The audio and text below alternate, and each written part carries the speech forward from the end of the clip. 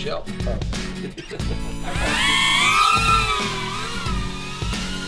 Hey, this is Basil and Will from Grayson Hobby, and today we're going to go over the new Eachine QX70. Is this what it is? What the hell is this?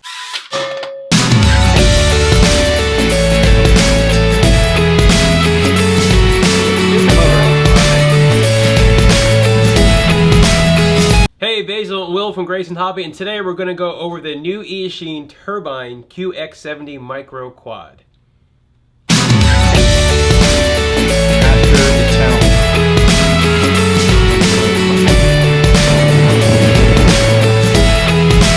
Alright, so we just got this new QX70 in from testing from Eachine, and we did some high-level initial testing. And before we get into the results, we're going to show you what's in the box right here. Alright, so this is a little modified here, but I'll show you.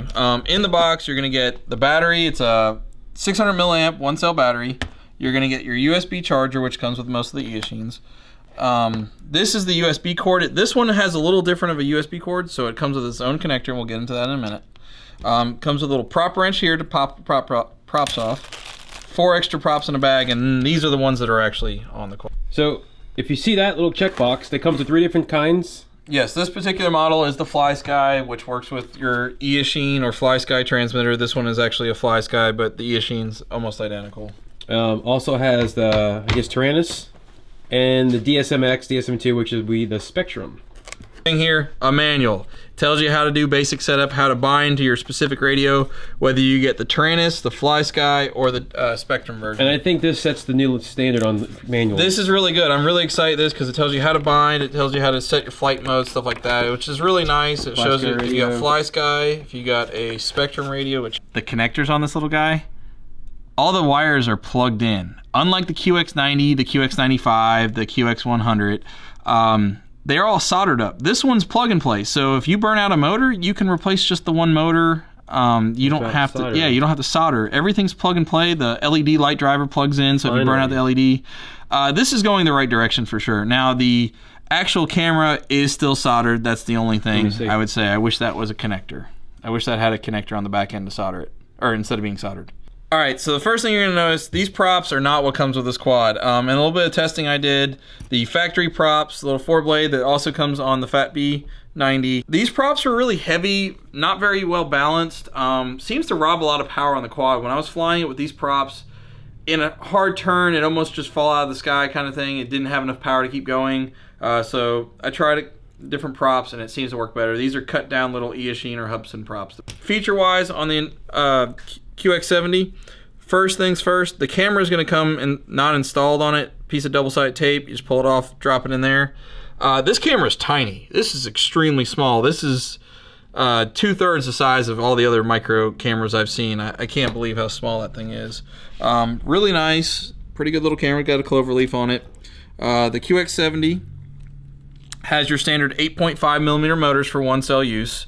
The battery that fits on it is charging, but it's a 600 milliamp one cell, fits in the cage vertically so it doesn't block the air ducts. LED light bar on the rear. LED light bar is programmable, so you can do it through clean flight, beta flight, whatever you put on it. You can address the LEDs for throttle, turn signals, warnings, stuff like that. Okay. It does have a bind button on the Tyrannus module and the FlySky. There's a little button on the inside of the board. You won't be able to see it here. We'll show you in a second. But you'll be able to bind that. If you're doing the Spectrum model, you will need to do what they call a command line bind, where you got to connect to the computer and tell it to go into bind mode. All right, so your weight of the QX70 without battery, 37.6 grams. And then we're going to add the battery in here. That's the 600 milliamp. So you got 53.4 grams flying weight. Just because it's plastic, it doesn't seem much heavier. Speaking of plastic, what we got right here? How does that? The ducts on this are actually pretty nice. That was one thing. The Inductrix, they break very, very, very easily. I've bashed this against the walls quite a bit. I haven't broken any ducts yet. I do have a little stress mark there, but the plastic's much stronger than the Inductrix one, from what I can tell. Power-wise, out of the box with the stock props, to me, it feels underpowered. If I was going to fly this, I wouldn't recommend it with stock props. If you cut down other props, hopefully Eachine changes the props in later production. But with different props, it is a little rocket, it seems like. It's too fast. Too fast. It's got a lot more power with the correct props on it, or proper props. I think this stock prop just bogs down the motor. It's too much for the motor. Flight time. What do you get flight time with those new props? With the 600 milliamp LiPo, we're seeing still about a 5-minute flight time. So good. The flight time hasn't really changed from the micros. Might be able to squeeze a little more. The batteries aren't coming down that very low, but I just don't fly them that far down. Right. That's a long time for a little micro. Yeah. The battery's going to go in here. Slides in. Now when you plug it in, you got to be careful. That's the USB port right here in the front. Oh yeah. You got to be careful with that. So you're going to have to kind of push it down and then get it in there. And the battery center, and you can put either the wire up or down. So the battery's out of the way for the ducts. It's a nice clean airflow. Okay, size comparison. We have the blade inductrix in the middle. This is the QX90 and this is the QX70. So the overall footprint is about the same. So measuring up here on their little pad. Motor to motor 70. Yeah, motor to motor 70. Overall, from corner to corner, is 115 millimeters, it looks like here. Up your quad and all that. This is one thing, unlike a true bind and fly, unlike a ready to fly, you do have to check it out on your radio. Since we're on the FlySky radio here, there's a couple things you have to do. Once you bind it, you need to go through and you need to check your channel mapping, which is on the radio section of Clean Flight. You'll see a little picture of the radio. You'll go here, and when you get to it, you'll see all the channels there. This is your channel mapping here. We got roll, which is on the roll stick. We got pitch, we got yaw, and we got throttle, okay? With all the sticks centered, first thing to do, check it, make sure they're all around 1500. Now this is a little off, close to 1500 here, so you want it as close to 1500 on all the directions as possible. And then when you move it to the endpoints, you want it between 1000 and 2000. And if you read the top of the Clean Flight, gives you a little bit of direction on the top there. It tells you how to set it up. I was here. One of the only things I changed here, some of the settings that I've changed, I set the minimum throttle for that, and that's for the air mode settings. The PID tuning, you can see what I got here. I think this is default. I don't think I changed any of that there. The rates are changed here. I am actually going to lower those just a little bit for flying inside. One thing I did do on this quad, when you're turning hard right or left on the yaw, you do lose a little altitude, which is pretty common with a lot of these duck style quads I've seen on the brushed. On the FlySky transmitter, I did add a mix. So mix number 1, the mix is on. Master is channel 4, which is the rudder. The slave is channel 3, which is the throttle. And this is going to be something you're going to have to play with if you want to mess with it. You don't have to do it. But positive mix 40%, negative mix negative 40. And basically when I give it left or right, it gives it an extra boost of throttle, about up to 40% throttle. So it helps it stay stable on a climb. Now depending on the battery, depending on the weight, the props and all that, you'll have to play with that number. Lighter battery, you might be down to like 20 or so. A heavy battery, you might be up at 60. So it depends on how your quad is, what props and everything. But that might help it fly a little stable, and that's a little tech tip on that one. Right. So what he means is when you turn, it's going to drop, but with this mix, it's going to automatically kick the throttle higher. Yeah. When it rotates, when you rotate, it's going to add throttle in the turn for you, so it keeps it a little level. That's something you're going to find on some of the Inductrix and some of the other micro brush quads that you get. They actually have that built in. Now we got that set. I lowered the rates a little bit. I took off the LED mode, so now we got our blinkers and all that. I'm going to go ahead and get this ready to fly. Oh. So how much throttle do you need to keep with the different hover? props, I'm at half throttle right now and barely holding the hover. Just over half throttle, it's climbed to the ceiling. So half throttle gets you the... Yeah, with the stock props, half throttle wasn't really holding altitude. Let's do a speed test. All right, we changed locations. Inside was a little too small for do a speed test. All right, yep.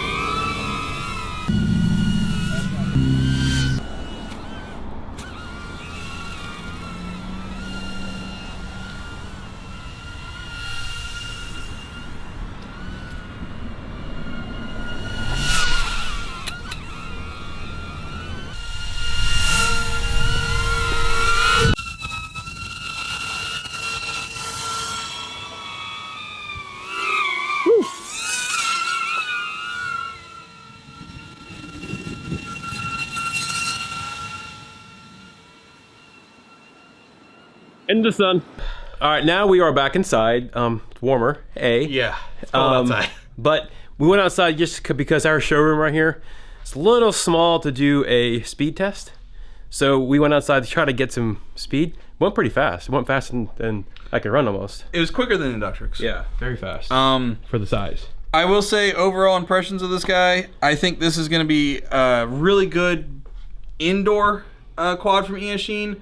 With the ducks, you can kind of bounce around walls, stuff like that. It's not going to hurt it. You see in the video, there's plenty of times I hit things and kept going. Unlike some of the other ones where you catch and sometimes the props will fling off when you hit something. Overall, though, when you start getting forward, it feels like it loses a little bit of grunt, even with the upgraded props compared to some of the other ones. So I'd say this is more for proximity flying around the house, stuff like that, and in a building. Not necessarily as much for outside use. Right. I do like it though. Overall, really nice. The stock props I was really disappointed with, performance-wise. If you get one, props got to go. Change them to something else. Durability-wise, I'm going to definitely give it to the QX70. I've broken a lot of frames on the Inductrix on ours. Very easy. You hit it really hard, you'll break them. Very cheap to replace, but they do break. This one, I've bashed around a whole bunch. I've hit things full speed. I got some stress marks on the frame, but I haven't broken it yet, so I'm pretty impressed with that. It's a lot stronger plastic, similar to what the Eachine E010, I believe, has. All right, so that's our quick review on the Eachine Turbine QX70, which is right there. If you have any questions, comments, put them below. Give us a thumbs up so we could do another video, such as this little bee guy. What's this guy called? Lazy Bee? FB90, I think. FB90. So, Basil and Will from Grayson Hobby, and thanks for watching, and be sure to subscribe.